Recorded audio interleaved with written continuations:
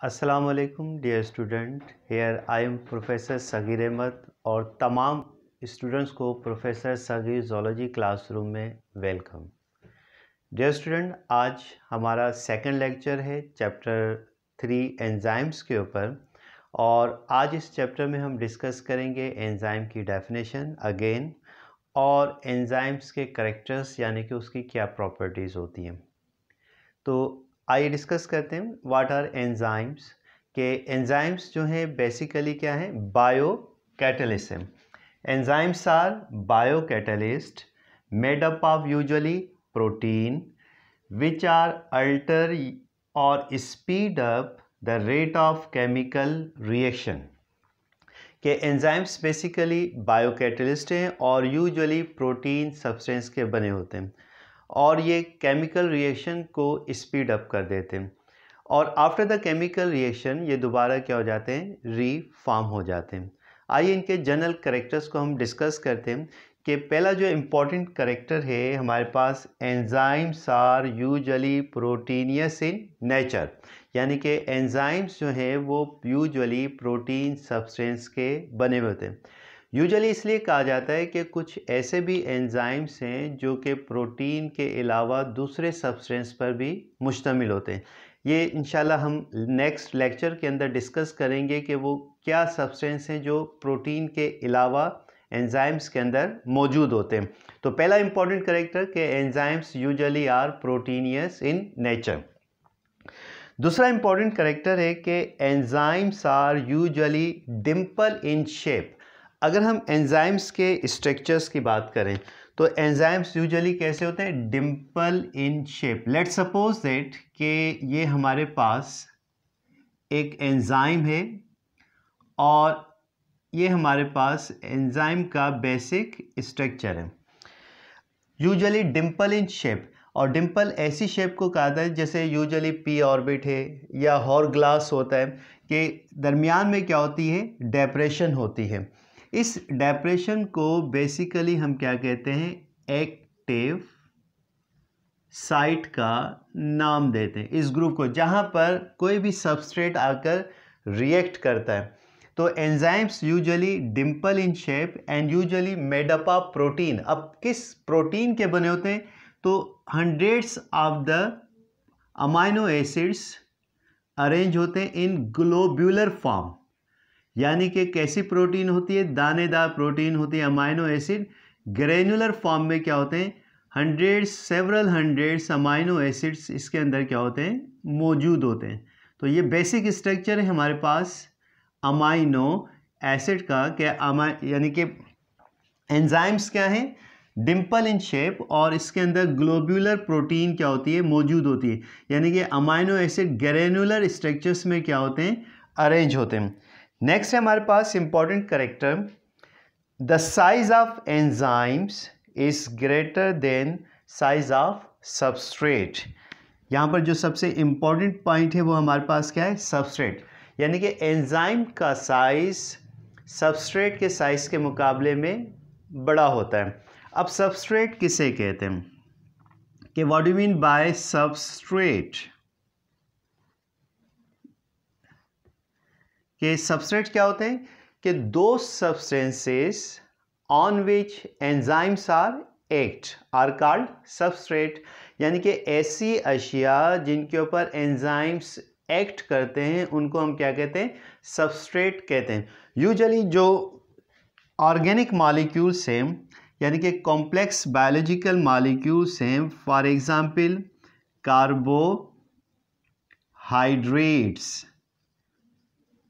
For example protein and lipid XYZ, ये usually क्या कहलाते हैं, सबस्ट्रेट कहलाते हैं, जिनके ऊपर एंजाइम्स क्या करते हैं, एक्ट करते हैं। तो size of enzyme is greater than size of substrate. Let's suppose that ये हमारे पास एंजाइम है, डिम्पल इन शेप है, having a groove called active site, और ये कोई सबस्ट्रेट है। सबस्ट्रेट कोई भी बायोलॉजिकल मॉलिक्यूल हो सकता है, कार्बोहाइड्रेट हो सकता है, प्रोटीन हो सकता है, लिपिड हो सकता है। अगर लेट सपोज दैट कि ये कार्बोहाइड्रेट है, कार्बोहाइड्रेट, तो यूजुअली ये एंजाइम कौन सा होगा, अंडरस्टूड है कि ये अमाइलेज होगा। अगर ये सबस्ट्रेट प्रोटीन है तो ये एंजाइम प्रोटीएज होगा। अगर ये सबस्ट्रेट लिपिड है तो एंजाइम का नाम क्या होगा, लाइपेज होगा। तो आप देखें, the size of enzyme is greater than size of substrate. तो ये हमारे पास बेसिकली क्या है, सबस्ट्रेट है। अब ये जो सबस्ट्रेट है जिस साइड से आकर एंजाइम के साथ रिएक्ट करेगा तो ये सबस्ट्रेट का क्या कहलाएगा, रिएक्टिव साइट कहलाएगा। अब किस तरीके से ये केमिकल रिएक्शन करते हैं, जब हम लॉक एंड की थ्योरी पढ़ेंगे या Koshland theory induced fit model discuss करेंगे तो उस वक्त हम डिस्कस करेंगे कि किस तरीके से सबस्ट्रेट एंजाइम के साथ आकर रिएक्ट करता है। तो बात हमारी चल रही थी, the size of enzyme is greater than the size of substrate. एक और इम्पॉर्टेंट कैरेक्टर हमारे पास एंजाइम का, कि enzymes are specific in nature. Enzymes are specific in nature, यानी कि एंजाइम्स क्या होते हैं, स्पेसिफिक होते हैं, विच मीन्स दैट के specific enzymes act on a specific substrate, यानी कि specific enzymes act on specific substrate, यानी कि ख़ास एंजाइम्स ख़ास सबस्ट्रेट के ऊपर क्या करते हैं, एक्ट करते हैं। लेट सपोज दैट ये जो बायोलॉजिकल मॉलिक्यूल्स हैं, कार्बोहाइड्रेट, प्रोटीन और लिपिड, ये क्या है, स्पेसिफिक सबस्ट्रेट है। अब इनके ऊपर स्पेसिफिक एंजाइम्स क्या करेंगे, एक्ट करेंगे। जैसे कार्बोहाइड्रेट है, इस पर कौन एक्ट करेगा, इसके ऊपर एक्ट करेगा अमाइलेज, और इसको कन्वर्ट कर देगा किसके अंदर, ग्लूकोज के अंदर। प्रोटीन के ऊपर कौन एक्ट करेगा, प्रोटीएज, और किस में कन्वर्ट कर देगा इसको, अमाइनो एसिड के अंदर। और लिपिड के ऊपर कौन एक्ट करेगा, लाइपेज, और इसको कन्वर्ट कर देगा किसके अंदर, फैटी एसिड या ग्लिसरॉल के अंदर। तो specific enzymes act on a specific substrate, यानी कि ख़ास एंजाइम्स जो हैं ख़ास सबस्ट्रेट के ऊपर एक्ट करेंगे। नेक्स्ट जो इम्पॉर्टेंट कैरेक्टर है एंजाइम्स का, कि the activity of enzymes accelerated by certain activators, यानी कि एंजाइम्स की जो एक्टिविटी है वो बास एक्टिवेटर्स क्या करते हैं, उसको बढ़ा देते हैं। तो अब वो सब्सटेंस जो एंजाइम की एक्टिविटी को बढ़ा देते हैं उनको हम कहते हैं एक्टिवेटर्स।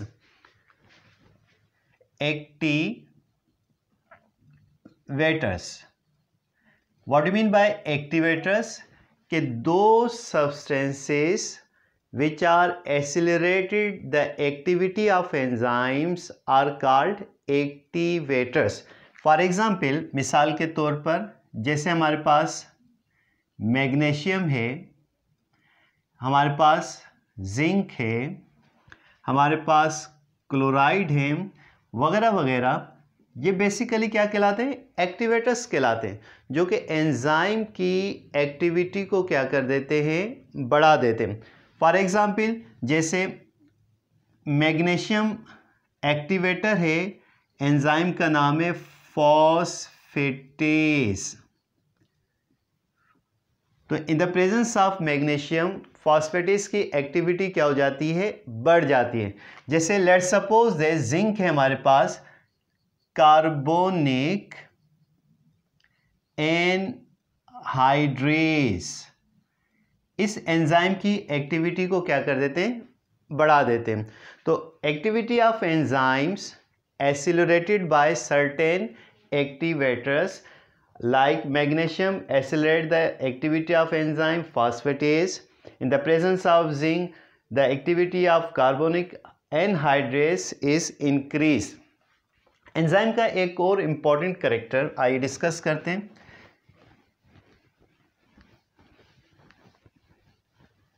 कि हमारे पास एक और इम्पॉर्टेंट कैरेक्टर है एंजाइम्स का, the activity of enzymes inhabited by certain inhabitants. बाज़ ऐसे सब्सटेंस होते हैं जो एंजाइम की एक्टिविटी में रुकावट क्रिएट करते हैं और उन सब्सटेंस को हम कहते हैं इनहैबिटर्स. तो फॉर एग्जांपल जैसे हमारे पास एक इनहैबिटर है DDT. ये एक पेस्टिसाइड है जो कि नर्वस सिस्टम के की एंजाइम्स की एक्टिविटी को क्या कर देता है, इनहैबिट कर देता है, रोक देता है. तो इसकी प्रेजेंस में नर्वस सिस्टम के अंदर डिसऑर्डर आ जाती है. इसके अलावा अगर ये DDT आपने कुछ अर्से पहले हमने ऑब्ज़र्व किया था कि परिंदों की जो पॉपुलेशन है वो आहिस्ता आहिस्ता डिक्लाइन की तरफ जा रही थी. क्यों? इस वजह से कि उनकी बॉडी के अंदर DDT की मिकदार बहुत ज़्यादा पाई गई. जब मज़ीद इसके ऊपर रिसर्च की गई तो देखा गया कि यूजुअली आपको मालूम है कि परिंदे यूजुअली किनको ईट कर रहे होते हैं, प्लांट्स को, सीड्स को. तो फूड चेन के ज़रिए DDT उनकी बॉडी में आया. जब वो अंडे देते थे तो अब यू नो वेरी वेल अंडों के गिर्द क्या शेल है. अब वो शेल बनना बंद हो गए बिकॉज जो उनके बॉडी के अंदर शेल ग्लैंड्स थे उनमें ये सलाहियत मौजूद नहीं थी कि वो कैल्शियम कार्बोनेट को रिलीज़ कर सकें. अब वो कैल्शियम कार्बोनेट फॉर्म नहीं हो रहा था. अब जैसे ही वो अंडा हैच करते थे तो जाहिर सी बात है कि एक शेल के नीचे एक मेम्ब्रेन है वो आकर बस्ट हो जाती थी. इस तरह से नस्ल परिंदों की आहिस्ता आहिस्ता क्या होने लगी, कम होने लगी. किस वजह से? DDT. क्योंकि उनके जो शेल ग्लैंड्स हैं वो बेहतर तरीके से काम नहीं कर रहे. तो वो शेल की एंजाइम्स की एक्टिविटी को क्या कर दिया, इनहैबिट कर दिया. एक और इनहैबिटर है जिसका नाम है parathion. Also inhibit the key enzymes of brain. जैसे एक हमारे पास एंटीबायोटिक है पेनिसिलिन. ये क्या करती है, ये बैक्टीरिया के गिर्द जो सेल वॉल होती है जो उसकी पैथोजेनिसिटी को बढ़ाती है. पेनिसिलिन क्या करता है कि उसकी जो सेल वॉल है, जो एंजाइम्स उसकी फॉर्मेशन में पार्टिसिपेट कर रहे होते हैं उसकी एक्टिविटी को क्या करते हैं, इनहैबिट करते हैं.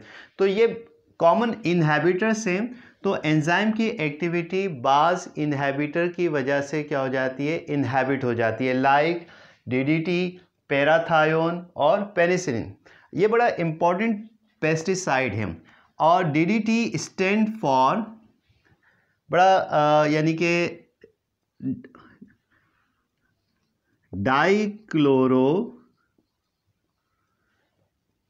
डाईअमाइन ट्राइक्लोरो इथेन. तो DDT stand for dichloro diamine trichloro ethane. तो ये एक अहम यानी कि इम्पॉर्टेंट क्या है, इनहैबिटर है.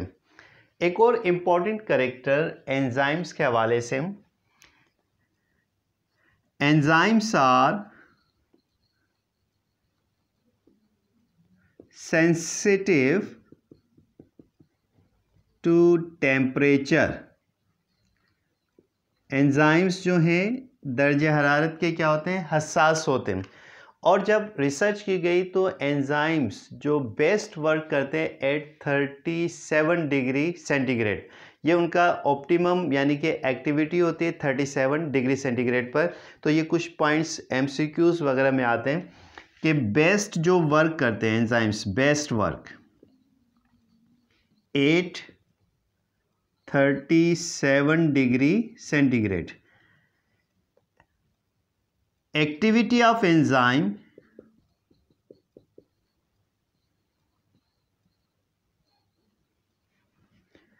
inhabit